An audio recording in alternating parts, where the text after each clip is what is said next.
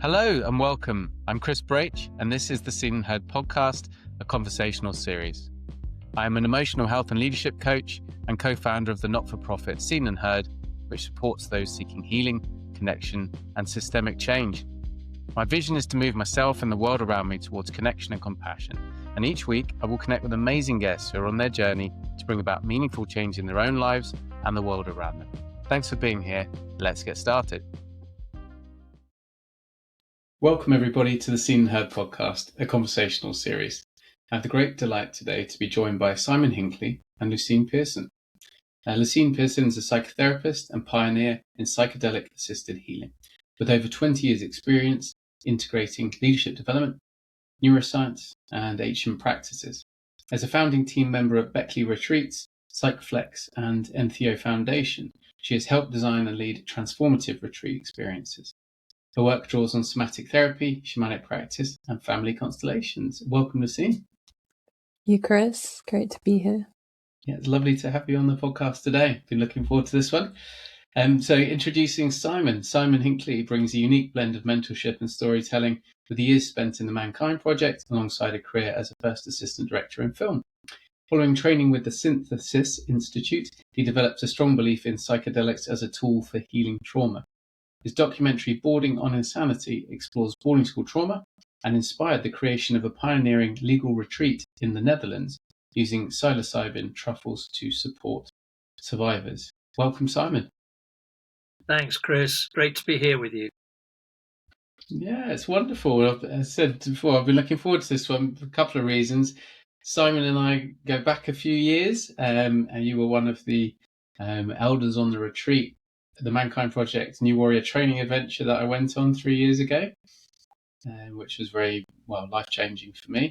And we've stayed in contact ever since. You've supported me in sort of mentorship and all sorts of wonderful things along the way, and we've had lovely conversations. So it's nice to have you here. And Lucyne, it's lovely to meet you. Reading the brochure for the retreat and learning a bit more about you from Simon. It's a great connection. So thank you. Thank you for having us. No problem. But we'll get straight into it. And as I always do on the podcast, I like to go backwards in order to go forwards, if you like. So love to hear a little bit more about how life was for you when you were younger, Lucyne. What shaped your journey, what experiences, formative experiences, and sort of how you came to do the work that you're now doing. Yeah, great. Thank you. So, I think early childhood, there was quite a lot going on with mum and dad, I would say. There was quite a very passionate, wild, unhealthy dynamic going on. And I would say it was beyond their marriage. There was lots of extra affairs and lots of people involved on both sides. And they were both working full time. So it was just a very full endeavor. It's a lot to have one marriage and a job, but there was lots of other people involved in their marriage. So I think I saw from a young age that I was curious about what was healthy relating. That was a sort of a big question for me, of what was healthy relating. And I became very interested very young, actually in altered states of consciousness, which is interesting that I think my intuition was quite right. So from the age of about 11 or 12, I started to hypnotize myself. I'd found a book on hypnosis and I started to self-hypnotize myself. And then for my 12th birthday, I invited all my friends round and hypnotized them. And so it was a sort of, I was curious about the mystical. I was curious about, and I think that intuition was right on. Really a great way of healing is trying to get ourselves into different states of consciousness through different means, I think. So mum and dad divorced when I was about 10, and I was very glad. We were all very, very glad about that. But unfortunately, they moved into separate homes, got new partners, but continued to have an affair.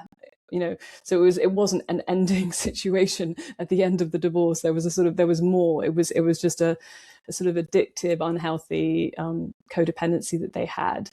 And I was sent off to boarding school at 13 when my mum was in a new relationship, and her partner didn't think it was great for the kids to be there. So my other sister was at boarding school. I went to Millfield, and at the first I was excited about it, but actually looking back, it was definitely one of the, even though there was a lot of challenges growing up and there was a lot of dysfunction in the family, it was really a point of time that really stood out as challenging. And I actually never really put so much emphasis on the fact it was boarding school until I met Simon. I knew it had been, I'd done a lot of work on my 13, 14-year-old, 15-year-old self. And I'd a lot of, it's such a formative time when you're sort of entering puberty and getting, opening up to the other sex, and for me, and being away from home, and actually realizing through meeting Simon on a Beckley retreat that I was running, and he was working on that, gosh, it was actually a lot to do with the institution as well, and sort of putting the pieces together. Actually, it was actually not that healthy to be, even though my parents weren't it wasn't a completely peaceful home, to be without them in those formative years was also an added pressure and challenge. And I ended up in a room with 6 girls, and was continuing my mystical practices of past life regression in the evenings and things like that. So I was always curious about sort of what was beyond the veil. And actually, I would say I started drinking quite young when I went to boarding school to cope with the pain, and smoking cannabis and drinking. And it's not something that I continued sort of past 20. It wasn't something that became a problem in my life, but it was a crutch to get by some really difficult feelings. So I don't know how much you want me to keep talking, but it was just, and then I came back from boarding school. I remember calling my mum, crying a few times, saying, please, can I come home? I really don't like it here. And she said, we can't now. I'm living with your this new man, and it's not good. Maybe you'll get used to it. Maybe you're just settling in. And after 2 years of sort of begging her, I did eventually get home at 15, where I did my GCSEs and A-levels in London, which was much better suited, and I felt much happier. But interestingly, it's interesting to see through boarding school survivors just how much we minimize the experience of it being connected to the boarding school. And I just felt like, that was just a difficult time in my life for many, many years. So I'm just realizing, actually, it was much better to be closer to home as I was 15 to 18. Thank you so much for sharing. Being so honest about how things were for you, in the family growing up, and your own boarding experience. I can connect to so much of that, whether it be the going away to boarding school because of a new partner. So I went at 7 as my mum remarried my stepdad, who was an ex-boarder. And, for him growing up, he'd grown many generations of boarding. It wasn't normal to have kids around. You were supposed to be able to sort of travel the globe and do what you wanted. And the kids kind of went off and they returned at 18, sort of done. So, I can connect with that. And of course, the crutches, for me at school, the alcohol comes early for a lot of ex-boarders. Alcohol, cannabis, smoking. So thank you for sharing that. And the altered states of consciousness sort of early, that's fascinating. I remember very, very young ages for myself, learning to hold my breath, to get dizzy, to start to see shapes and things, where I'd press hard on my eyes to start to see different shapes. And I was very I think I was just always interested, but also always trying to escape a little bit. When I listened to Hendrix, it was amazing. All the music I listened to was psychedelic music, was talking of escape, Beatles and Hendrix and all that. So I just connected with that very strongly. Thank you. And the same question for you, Simon. So, how was your journey to, through those early years? Well, the first thing I'd like to say is that I didn't go to boarding school, but my father did. And just listening to you both talking just then, I suddenly saw some things coming up around my childhood, which I suppose I had my own abandonment. There was a lot of illness in my mother's pregnancies, and unknown to her, my father had a recessive gene, and she lost two babies, one at 5 weeks and one at 5 days. I would have had a brother and a sister older than me. So when I came along, by some miraculous feat, I survived birth. And I mean, when you talk about altered states, I can remember in some recent journeys, psychedelic journeys that I've been on, I find myself actually being with my mother, in her delivering me, and I can actually hear myself saying, calming her and supporting her and saying, "It's okay, Mum, it's going to be all right, it's going to be great," and as I'm coming down the birth canal. But I suppose the biggest thing for me around childhood was a recognition of shyness and embarrassment around answering questions, answering adults, speaking my truth. I couldn't do that. I'd just sort of curl away. And it wasn't until much, much later in my life that sort of incipient fear of actually presenting myself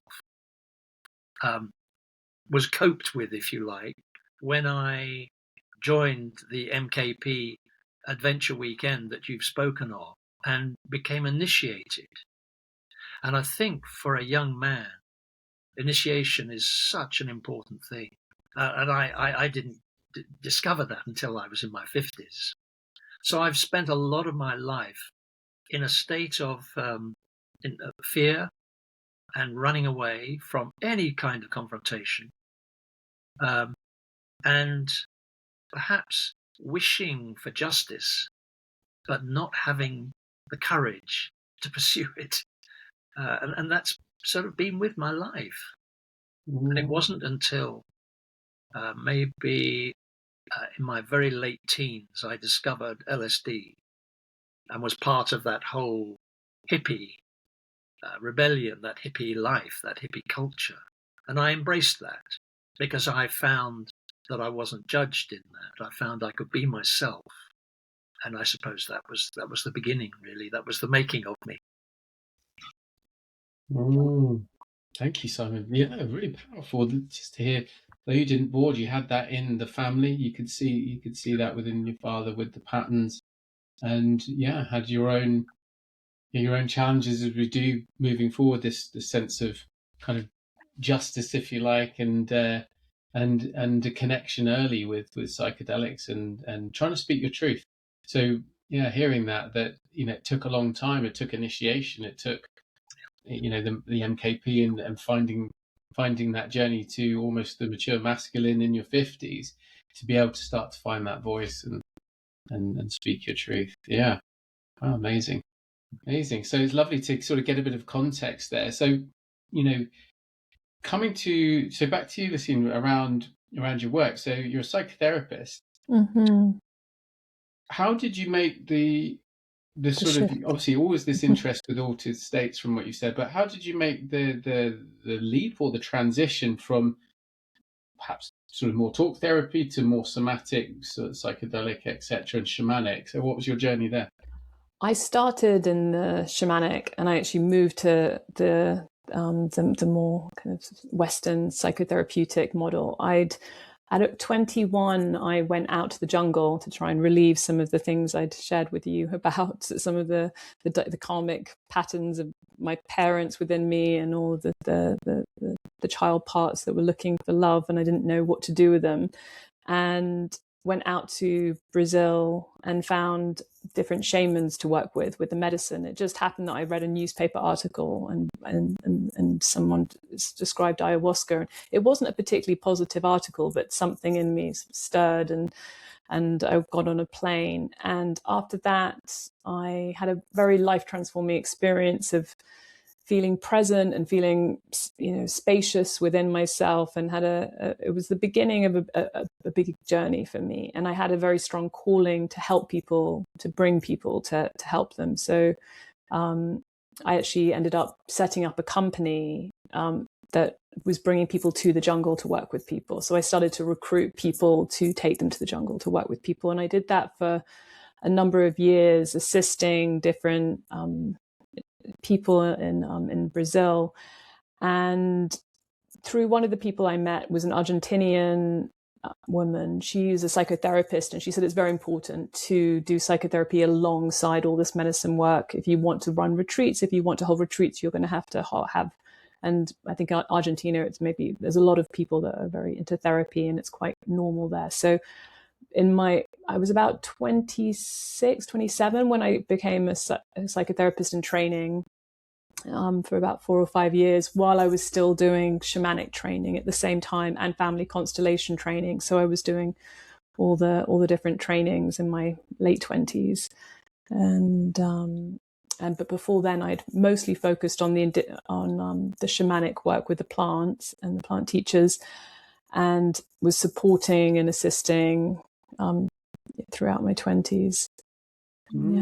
Thank you. That's fascinating. That was you went early. You know, a lot of people come to this sort of later in life, but you went early to the jungle, and interesting that psychotherapy was so much more kind of accessible, widely used in Argentina, and that it was kind of a necessary bolt-on, if you like, if you want to run retreats. What do you put that down to? What's really supported my work, because I feel that I've sort of flown with two wings of the shamanic practices, the ancient practices, but also a very deep model of therapeutic work. And I think that because I've combined all of those and hold both of those in me, that the spaces that I create and support hold that as much as it can, those two foundations, those two pillars. So I think it's been very, very helpful. I was going to tell you something else. I can't remember something else that I did, but I feel I've lost it. I think when you mentioned sort of shamanic practice, my core spiritual sort of following is therapeutic shamanism. So Paul Francis and animism and therapeutic shamanism. And, he always speaks very clearly that psychotherapy and animism and shamanic practice sit beautifully side by side. It's sort of the view almost that psychotherapy is just the modern lens of the kind of healing arts, of the healing people that we've had for hundreds of thousands of years. And we sort of needed to perhaps science it and medicalize it in recent years so that people took it seriously. We could sort of integrate these things back into a world that had fallen quite a long way in the last 5,000 years and sort of needed the tech to get the language out there. What's your take on that, Lucyne? I think they do sit really well in these journeys. I think there's times where we might lean more towards one than the other. The preparation. I'm an internal family systems therapist, so I do a lot of part work before helping people to work with all the different parts of themselves. And I have an online program, so people that come on my retreats have a really good sense of working with all the different parts that could come up, but also really allowing time to sit in the true self. And on the retreat, when we do the shamanic ceremonies, we can dip in if we want to using this language, because we've got a shared language now. So we can use this language if needed. If someone's not surrendering, we can say, are you able to find, a part, a coping part or a protective part, a manager part. So we can use this, and everybody's got a common way, which really helps the retreats to run. But also we can also do work through music and through, I don't want to say healings, but through moving energy that really helps to clear people beyond words and beyond sort of this idea of an identified self. We can just use sort of ancient practices to move things quite easily. So fantastic. Yeah, I mean, I love to hear all this, because for me, it's the sort of, we're in a period now of the great remembering, if you like, after the period of the great forgetting. We fell pretty hard for many thousands of years into kind of city-state culture and mass agriculture, and the loss of the killing of the shaman and the loss of animism, etc. And I see the world now, what we're seeing around is the sort of death rattle of the the old model, the patriarchy side of things, and rebirth of something new, it's going to be bumpy for a while and crunchy. But the things that you're talking about are kind of that ancient wisdom coming back into our lives, and whether it's with plant teachers or, my practice, don't have any plant teachers. I use the lower world journeying or upper world journeying and my guides, etc. And there's a lot there. It's amazing. Beautiful. Beautiful. So Simon, just coming to you then with with a career in film, and but also sitting alongside this sort of 50 plus, this amazing journey with the MKP, with rites of passage, supporting probably thousands now of men through those. You've been at it a long time. How did that sort of journey flow through, and what brought you to psychedelics apart from the early sort of hippie LSD stuff? I think it was very much by default, because my time in the film industry seemed, I've been retired in some way from the film industry for maybe 12, 15 years now. And I've found that to be the most unedifying part of my life. The incessant competition and the greed, which I judged the film industry to be very deeply rooted in. It took me a long time, maybe 40 years, to really get to that and understand that. But once I had, I knew it was time to leave. But just going back to that earlier time, I think the MKP attracted me because of this fear that I've already spoken about, and I was very happy having a lot of women in my life, but I couldn't look a man in the eyes. And I don't know how I continued my job as a first assistant director, running a film set with 500 people on it, awaiting instructions. I don't know how I did that. Deep shadow, I'm sure. But somehow I did. But what developed over time was an interest in other cultures, an interest in third world cultures particularly. I was very interested in Indian music. I went to India in 1972 and made a documentary about Indian music and dance. I knew nothing about film. My father had said, well, you seem to be quite interested in this film business. And here's a check. He gave me a check for £500, which was nothing in those days. But I somehow managed to shoot a 16mm documentary and take a very small crew to India for 4 or 5 weeks and to come back with some footage, which I'm now re-looking at with a view to putting it out. I'm very excited about the possibility of re-editing it and making a new film out of the same footage that I shot all that time ago. And with that interest in other worlds and other cultures, was one culture that sort of leapt up at me was the Native American culture. And on finding that MKP, the Mankind Project, sort of had stitched into its work that the basic tenets of Native American culture and belief and ritual, I was very happy. And so I probably staffed 38 weekends. And on each of those weekends, we would go into a sweat lodge on Sunday morning. And I think the first time I went into a sweat lodge, something just cracked open.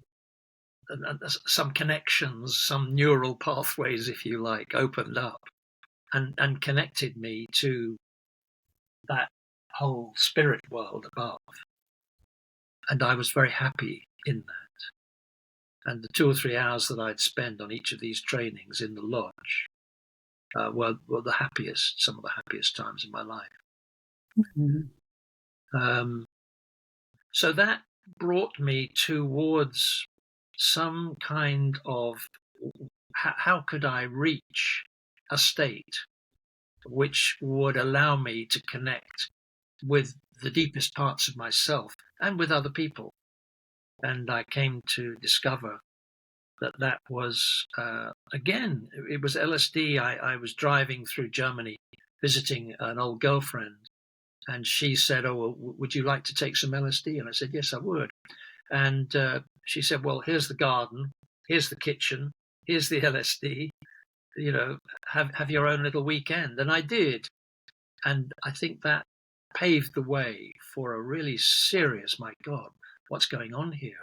I'm able to sit and watch an army of ants going across the earth and observe every aspect of their lives, see how the birth and death of the ant kingdom. It was remarkable. And once I'd experienced that, there was no turning back. I wanted to go deeper. I wanted to see more. I wanted to understand more. I wanted to learn more. I wanted to take more substances that I was totally unaware of, MDMA and psilocybin that I'd never heard of or seen. So it was a wonderful period of growth and new experiencing of all these materials. Mm-hmm. Thank you, Simon. Oh, fascinating. I'm just, loving the journey and how the sort of cracking open the container, whether it was just the initial sort of experiencing of different cultures in India in the film, Sweat Lodge, MKP stuff. It's soon as similar, and as Lucyne was talking about this really deep sense that there's more going on, and what is the mechanism to be within it and to understand it better. Yeah, something much deeper, and I can really connect to that. But what I also noticed in myself was that as you were sharing about the German LSD experience, I felt my core kind of system, fear, started to bubble in my belly, and I realized it's because my LSD experience was in my teens was very, very frightening, and I've done quite a lot of healing work on that, but there is a core within me that when other people speak about that experience, it's like a cold wave comes up, and I have to breathe in. Okay, it's okay. It's over. It's finished. It's not happening anymore. And then I have to sort of reground myself. So I've been doing that for 4 or 5 years since I first had I had a breakdown and started to work on early years stuff. And that included what we called the bad trip or the acid house from when I was 16, where I was my mother had only died 18 months before. I was drinking heavily, smoking a lot of weed. I wasn't in a good place, and sort of wrong setting, wrong scene, wrong whatever you want to call it. But my acid trip was I fragmented during it into multiple people, and felt afterwards that I never quite pulled myself back together again. I sort of lived a different life afterwards, and it triggered panic attacks and stuff for the next sort of 20 odd years. But I've kind of reintegrated a lot of what happened through work, what actually happened that day rather than what I made it mean. Classic trauma stuff. It's not what happens, it's what you make it mean. But I still feel that little cold whistle. So still work to do, but lovely to hear that for you it was an amazing time of kind of exploration. And thank you for sharing it. So I noticed, to say, I noticed I felt a little tense when Simon said it too, because I feel that just from my experience, just to be able to have someone to hold that space, if this was like, one of the first experiences for you, Simon, to go deep for a weekend on, and I'm so glad it worked well. But I remember I noticed that I sort of felt a little tense hearing it, because it can go, it can go for people. It's really good to have someone there that's experienced that can support you, and it sounded like it was perfect, but it can happen that way. So I knew I had somebody there that I could call on if I needed her. Okay. Yes. So I have an enormous gratitude for womankind in that role that they have often played for me, which is to say, well, here it is. If you're interested, then go to it. And, I'll be here if you need me. And so as a younger man, I felt quite attracted to that notion. I probably wouldn't do that now, and I wouldn't encourage anybody else to do that Yeah, thank you, Simon. There's something else in what you said around the sweat lodges. When I went on my MKP weekend, went into the sweat lodge for the first time. That was absolutely amazing. Just the whole ceremony around it, kind of rocking. Everyone sort of scoots. I don't want to ruin it for anyone who goes and does it, but it's a magical process if you get a chance. Yeah. Yeah, it's profound. So, but you mentioned, that thing about not being able to look another man in the eye, and how on earth you got through all those years on film sets. Yes. What comes to me is the sort of strategic survival personality that we often associate with boarding school stuff, but it lives outside of the boarding school world. But I went on the weekend for that reason. I was scared of men, and men were either to be competed with, or they were drinking buddies, or they were to be largely kind of feared and kind of kept at arm's length. So, yeah, what changed for you with men after your process of whether it's MKP or your psychedelic work, etc.? I think that the weekend, what follows the weekend is various support groups come around you and offer support. And one of the most important things is you're offered the opportunity to find a mentor. And I think for me, finding an older man whose life experience was greater than mine, who had no, or appeared to have no ego around the relationship that we were forming, whereby I was challenged, but at the same time, I had something underneath to fall back into. There was support. And so together we were able to do work around that whole business of misinterpreting the look of a man as being aggressive and being able to see it as simply a challenge which came from a place of love. And I mean, it's a sort of subtle piece to talk about. But I found that quite quickly the fear that I talked about right at the beginning evaporated, and I felt I could take my place at the table. And I can't give any sort of rationale as to how that happened, but I think it was partly. I mean, I had done a lot of work. I'd done a lot of therapy, a lot of talking therapy, and a lot of it directed at my relationship with my mother. She died, but to this day, I'm still talking to her, and I've just started taking her teaching about praying before you go to bed. And there was I as a kid, kneeling beside my bed in my pajamas, saying my prayers. And I just only in the last 6 months taken to going back into that. And it seems a lovely way to sort of reference the power of my mother. Oh, it's really beautiful, Simon. Thank you for sharing that. I mean, everything you said about that sort of reconnection with men, taking your seat at the table, and not misinterpreting the contact it's just challenge. It's healthy challenge from a place of love. Healthy challenge, yeah. It's really changed my life doing men's work and men's groups like that. Before that, I was always, I look back at the therapists I picked for decades. They were always my mum. They were always sort of later middle-aged kind women that I kind of wanted to be mothered by. But really what gave me the breakthrough is that I went to a men's coach, Piers Cross, amazing guy, MKP man, was in the film, the film that you made together, because I needed to know that was possible to be held, by that a man could be compassionate, that a man could hold space, that and that a man wouldn't leave me, ultimately. Very powerful stuff.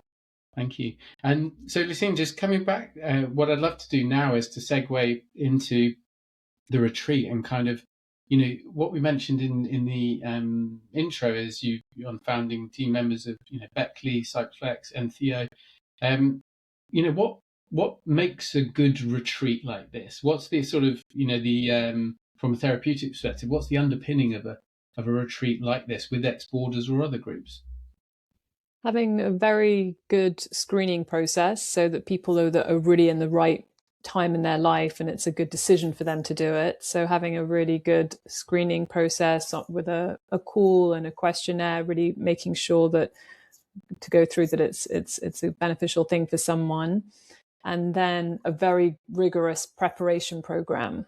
And through educational learning, virtual learning, through meditations, through journaling prompts and all sorts of different ways. I have an online program that really gets people in a good place, and then having a one-to-one meeting with me, as well as 2 online Zoom calls for everyone to start to connect in the group, so that everyone can start to meet the team and meet each other, going out to breakout rooms, connecting, making a place. People feel very safe by the time they go on the retreat. They're very eager to meet all these people that they've already made good connections with. Mm-hmm. So all of that really helps. And then a very well curated retreat that is really well held, hiring really good team members that have diverse skills, from being really conscious of the body to really beautiful musicians to people that have resonant experiences of boarding school, so that there's a lot of compassion and empathy that directly understood by the team. And we will have 2 truffle ceremonies in the Netherlands on the retreat, as well as lots of sharing circles, time in nature, fire ceremonies, all sorts of different structures that really help to release emotions, clear, shed, and also to empower you into what's possible in the future. And then a very good integration program that helps people to come together and make sense of and stay connected. So all of those aspects, I think any good psychedelic retreat needs to have a very rigorous preparation screening process, a very well held retreat, and a very good integration process afterwards as well. Yeah, it sounds incredible when you're mentioning sort of musicians and nature, and because I think although the plant teacher, the medicine, if you like, is clearly a part of it. So much of the healing, of course, comes from container, if you want, sort of therapeutic language a bit. But that container you're creating, whether it's pre-work, integration afterwards, so many people who know what they're doing there, who've lived experience or learned experience, etc. It does sound really well sort of curated.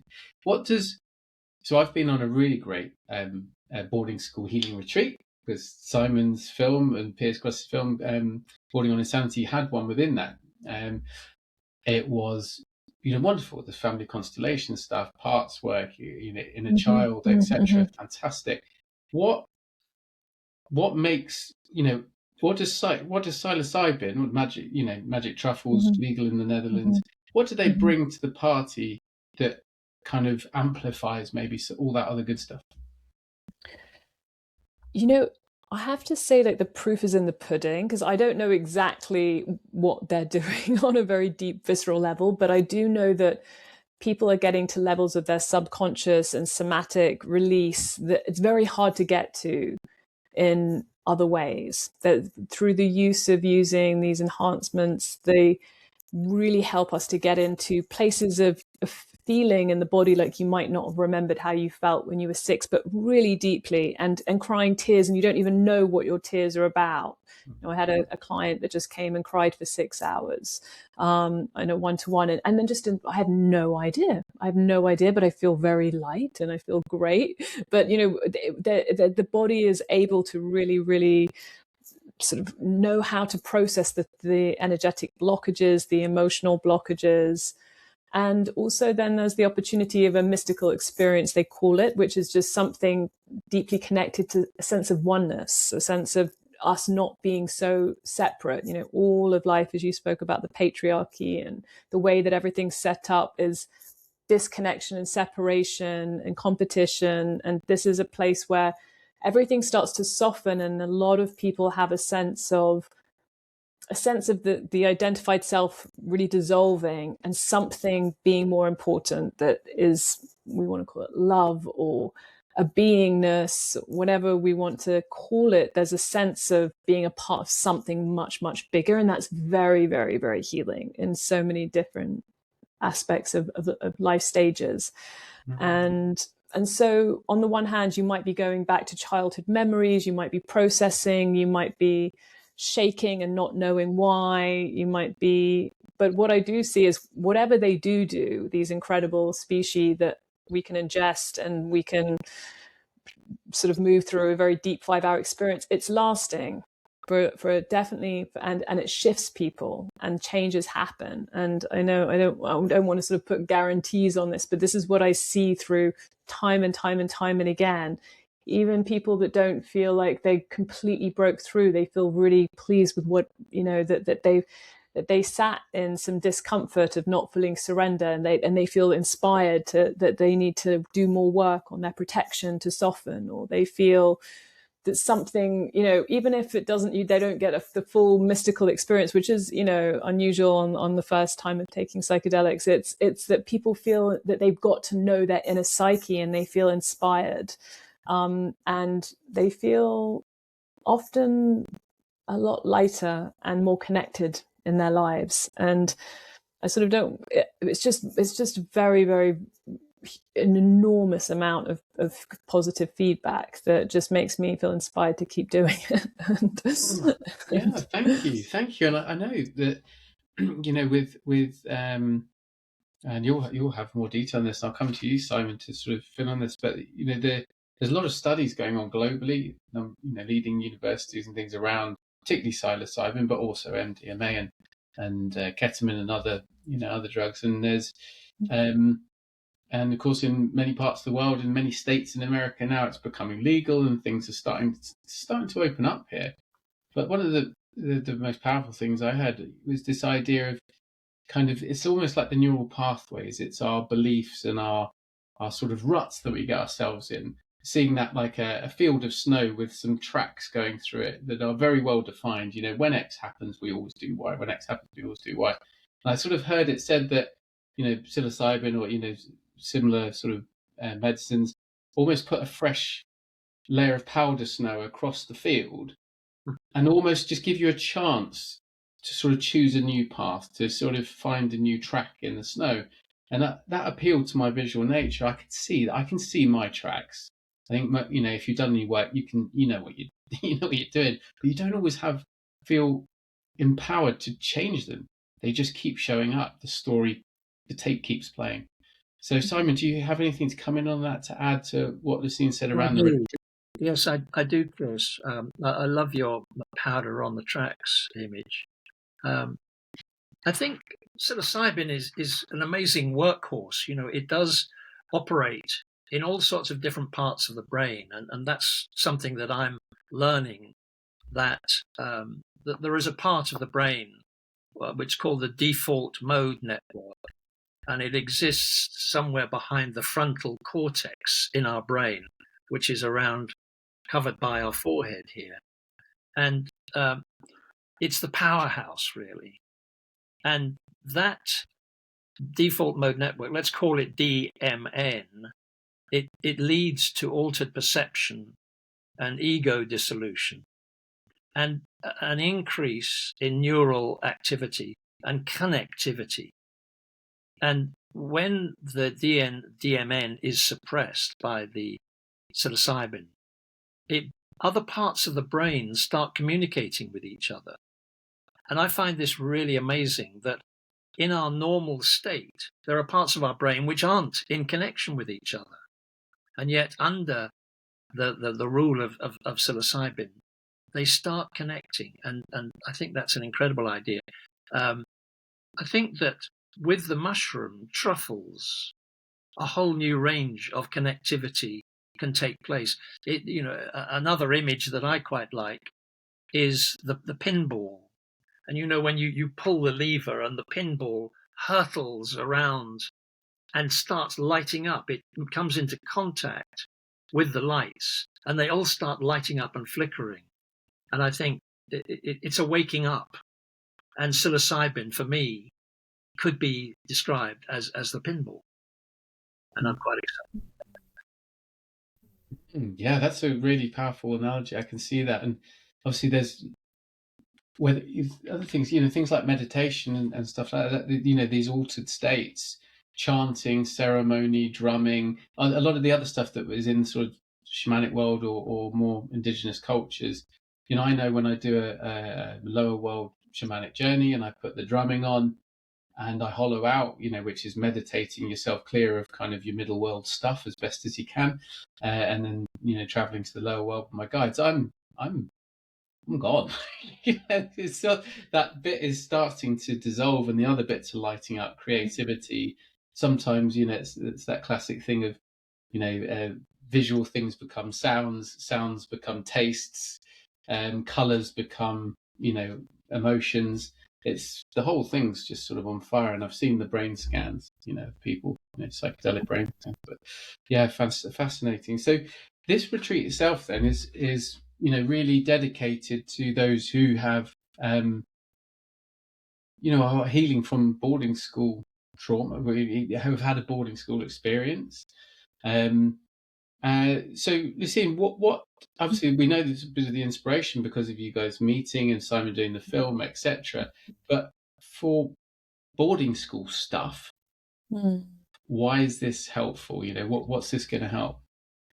Well, as Simon was just sharing about the default mode network in the brain, which is, where all our identified parts are. So all of our managers and protectors live there. So the parts that are coping strategies, I think Nick Duffel calls it the strategic personality. So all of that is in that default mode.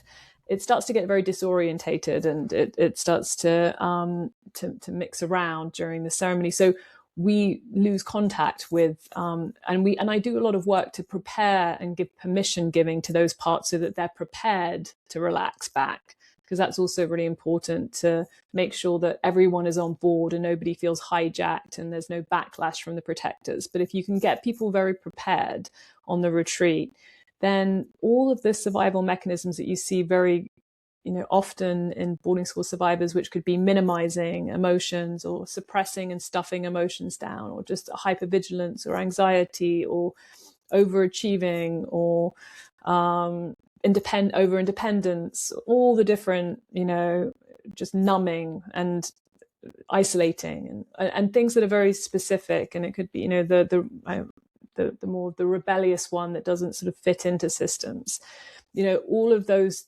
parts that are kind of trying to cope. Actually, there's lots of wounded children behind them. And we don't get so much access to the wounded children if all the strategic parts are so rigid. So the fact that they loosen up, then we get to really get in touch with the wounded parts that have been really left, isolated in the basement for a long, long time. So then we get access to loving them, to finding them. And there's a lot of pre-work that really helps this to happen, because you're already doing this in journeys and meditations before you get there. So your whole psyche is ripe for the picking, really. And then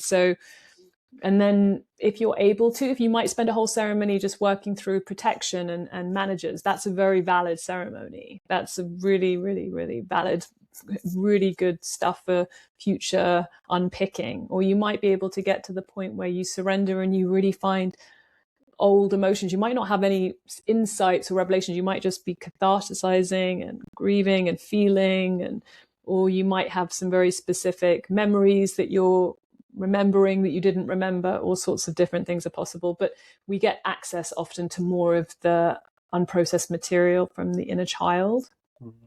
And then there's a potential of having a sense of reaching your true self, or sensing that place within you that hasn't ever been touched by all of the things that you've been through. And we do a lot of exercises before and during and after to strengthen the true self, because really that's what brings healing to the whole system. And it's and really allowing that place to deepen within ourselves enables us to have something to really go on to do after the retreat. Is how do I just keep staying in a compassionate, curious place with all the different parts of me that arise, that get activated or triggered, or need, how do I unblend from, some parts that are kind of taking over, and that's the kind of ongoing work, so that we can be present. Yeah, you said that really beautifully there, really concisely. I connect with that, and actually I found myself just at the start just sort of drifting to 16 years old to my LSD experience, because as I've been making sense of that in my coaching, using emotional freedom technique, matrix reimprinting, going back, connecting to my body, that separation that scared the hell out of me, seeing myself separately, when you frame it as this frontal, the strategic survival personality, for the first time I could see the mask wasn't really me. And of course, it scared the hell out of me. I wasn't supported at the time. I was too young.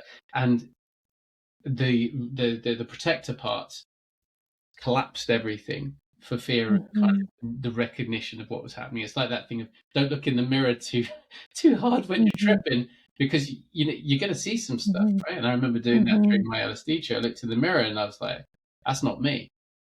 So I had this fear that I had disappeared, and I had left. And in so many ways I had, because my personality was so tough and so in charge and so operational all day, every day.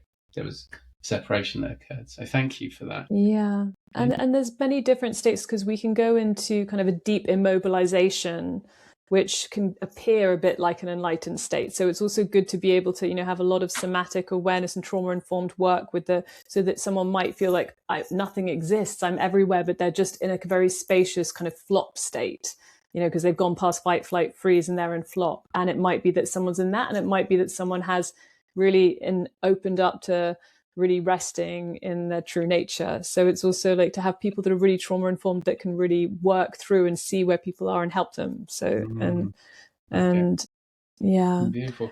Thank you. So I'm just going to get a plug, because I can just see my computer's going a little. Cool. I'm going to move to Simon. So you plug, and I'm going to come to Simon. So just picking up off the back of that. So this is, for people who've been through the boarding school system, and is it men and women? Tell us a little bit. How many people? A bit of the logistics. Well, I first met. I'll just go back a little bit. I'll rewind the tape for a little bit. I first met Lucyne on a Beckley retreat, and one of the things I enjoyed very much in terms of her leadership was that she was able. I'm just going to wait for you to settle, because I don't know whether that interrupts. Oh, that's better. Okay.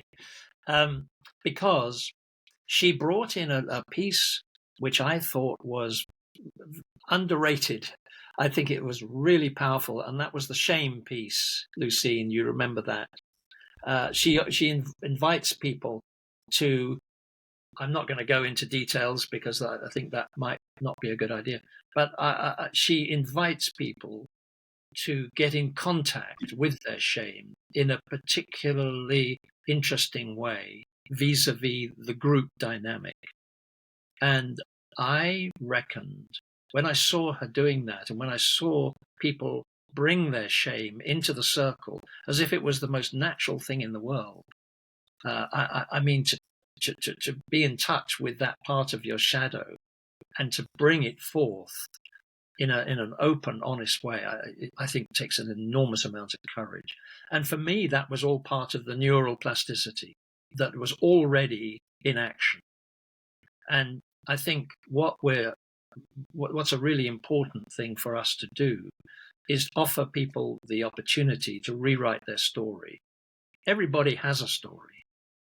And the psilocybin retreat is going to offer people the chance to reform that, to let go of things which aren't serving them any longer, and to create a new story and a new narrative for their lives. And I think that's really important.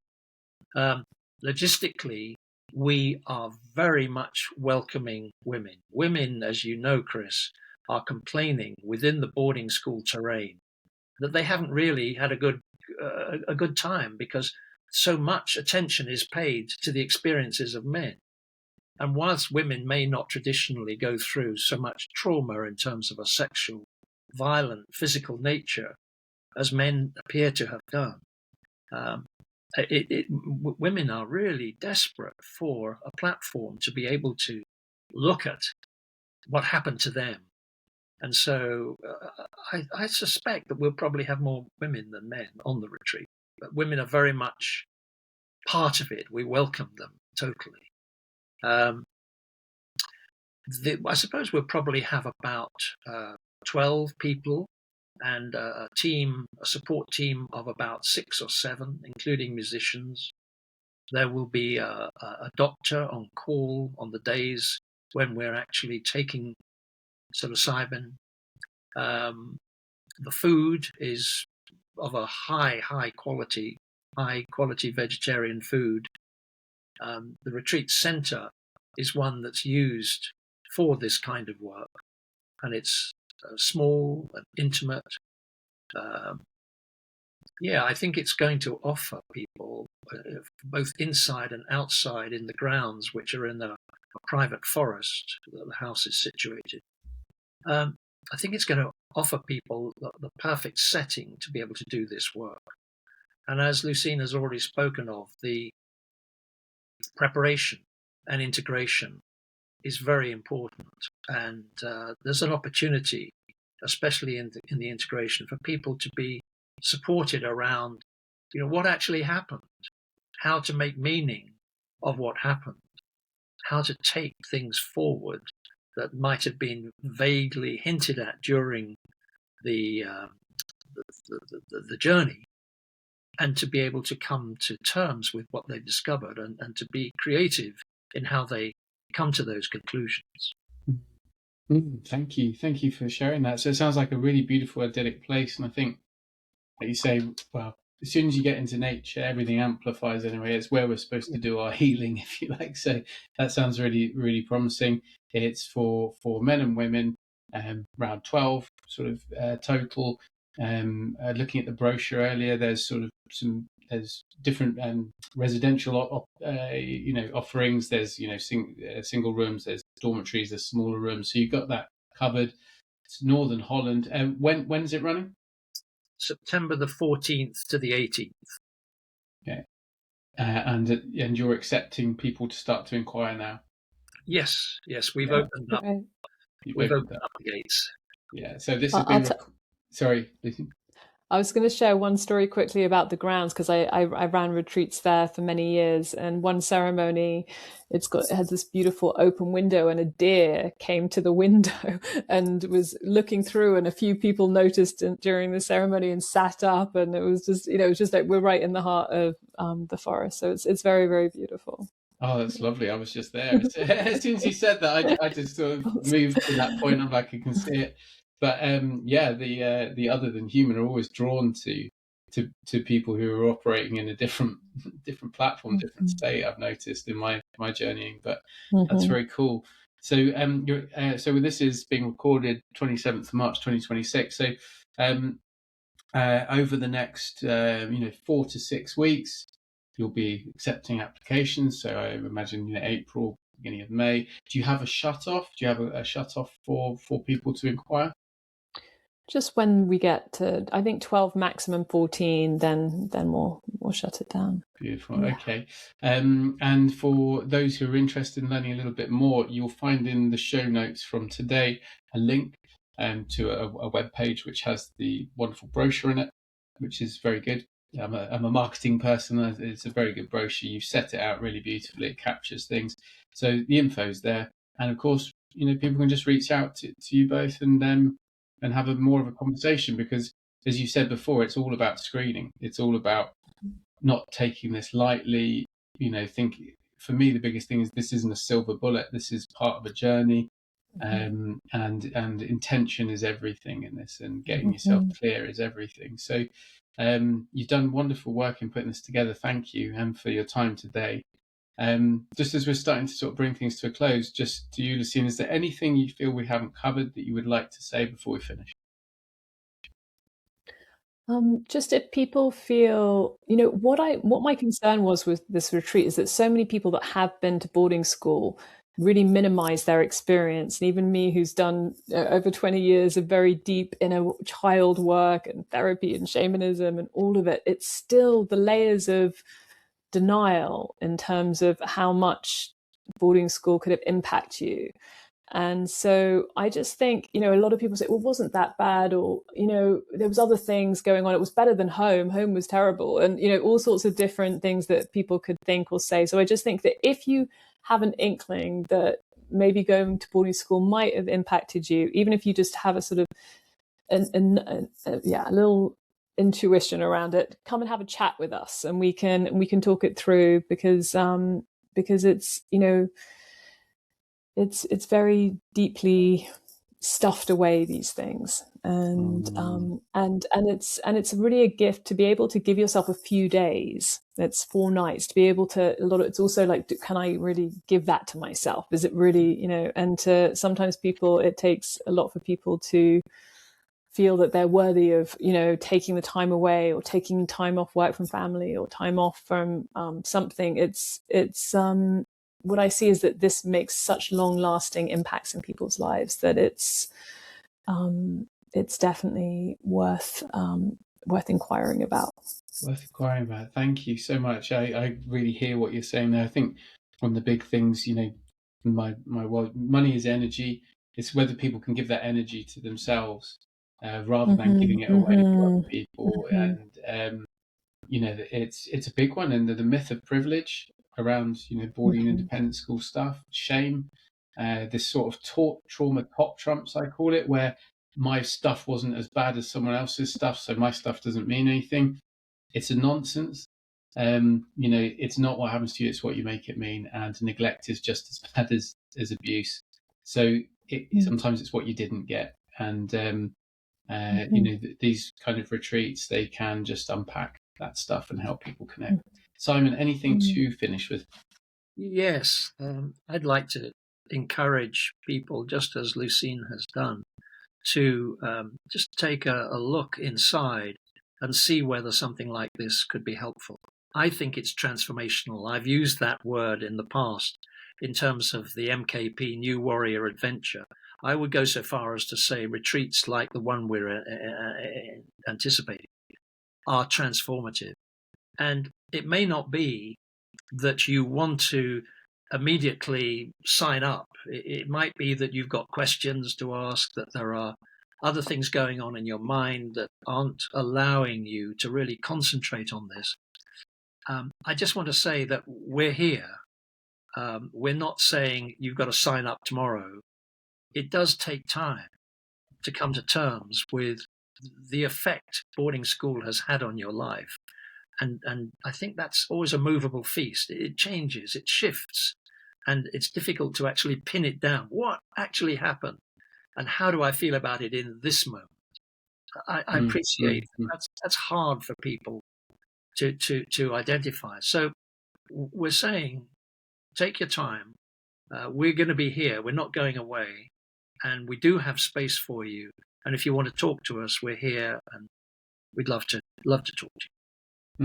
Fantastic. Well, thank you so much, both of you. I've really enjoyed the conversation. You can probably tell it's an interesting thing for me, but I'm just interested in anything that gets us back to our closer self, whatever the mechanism might be, and that's what I'm hearing. Today I think can be a lot of there needs to be some myth busting around plant medicine, around shamanic work in general. Really, all we're talking about here is improved connection with self, therefore improved connection with others, therefore improved connection with the wider platform, because it is the separation that's hurt us. So to finish today, thank you so much, Lucyne, Jade, and thank you so much, Lucyne Pearson, and thank you, Simon Hinkley. Go and have a look at the retreat. The info will be in the description. And if you have any questions, you can contact the team here, or you can contact Sean and her, and we'll help you get in touch. But yeah, thank you for today, both of you. You've done a beautiful job in putting this together, and bless you for your work. Your psychotherapy, your shamanic work, your work with men, Simon, and I know Simon, you're a big part of my healing process. So I honour you for that. And to anyone listening, thank you for the time and energy. We look forward to seeing you hopefully on the next one. And but for now, we'll say goodbye to Lucyne. Thank you so much, Chris. That was wonderful. And thank you, Simon. Thanks for having us. I think you're doing a great job, Chris. Thank you. And thank you and goodbye to everyone at home. We'll see you later. Bye.